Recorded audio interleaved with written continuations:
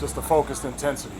He's done some things as far as in the beginning of camp where he has some things that he was working on as far as detailing his work and effort and different things like that. But again, he went back to the lab, we worked on it, talked about it, and he came on to execute it at a high level. How's his pass protection right now? His pass protection is good. I mean, the guy's strong, got a great base. Again, he got some stature issues, but once he get up inside, that's where his strengths are. Once he get his hands on you, he'll squat down on you and anchor down and stop a guy from getting to the quarterback. He seems very determined, too. I mean, that's kind of what pass blocking is all about, right? You got to want to do it. Yes, I mean, pass protection is just pure want to. I've seen big guys get stoned. I've seen small guys like Darwin who are focused and locked in on the technique of doing it be successful, and that's something that he wants to do. He was in there with the goal line package today, got some work with the ones. What do you like about him in those situations? Well, I like that he's a strong runner. Got a great center of gravity. He's a guy that can get skinny and get up through some holes too. But more importantly, I mean, he's done some things that warrant that opportunity to get some reps with the ones, and we'll just keep building on it. Where does Thompson come as far as pass blocking since camp has begun, and where do you see it going? As far as his pass protection, Yeah, pass protection. it's been solid from day one. I'm just like a lot of these guys coming out of college, coming here and understanding the, having a good anchor, punching and resetting. The guy got a phenomenal punch, he got a phenomenal base, but more importantly, like I answered earlier, he has a great want to. What do you think Carlos Hyde brings to this team? Well, he brings some veteran leadership.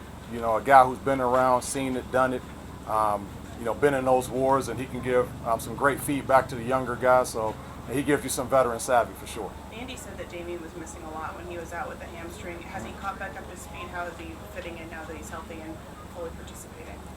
Yeah, he's doing great. Again, he's made big strides from last year as far as his understanding of the complete playbook and the details of his position.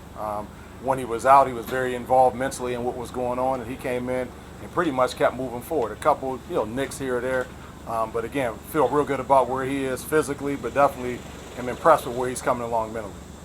How do you feel about the whole group? I mean, you had Kareem Hunt here last year, and he was gone in the middle of the season. But where are you right now compared to where you guys were last year as a group? I feel real good about the group.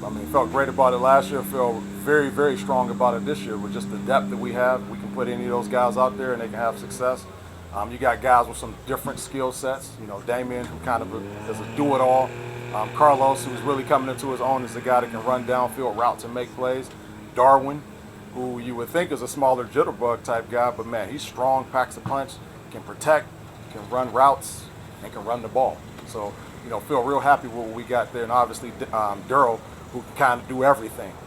So we got a nice mix in there, and a full committee of guys that can go out there and help us win. How do you feel about running back by committee compared to having one guy that kind of carries the majority of the load?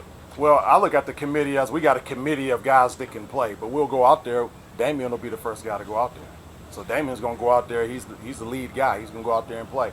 He'll be supplemented by the other guys, of course, but Damien is the starter.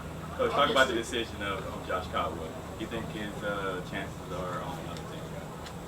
I think they're high. I hope they're high. When Josh Caldwell came here, he came to our local day. I really liked him. He came into our rookie mini camp, slid him in, as a fullback, but I used him as halfback. I said, man, this guy can play.